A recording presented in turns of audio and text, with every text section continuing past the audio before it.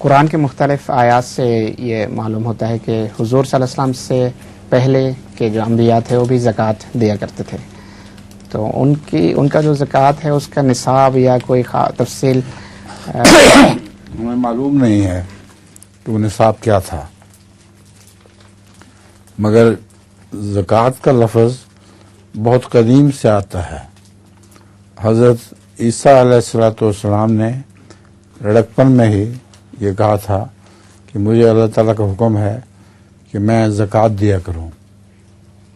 تو اس کا مطلب یہ ہے کہ زکوٰۃ فرض ہے سب پر۔ زکوٰۃ دراصل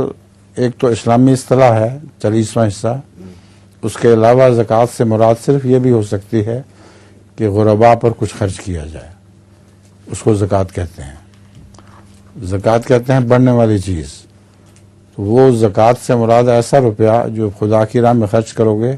تو وہ بڑھے گا، کم ہونے کی بجائے زیادہ ہو جائے گا۔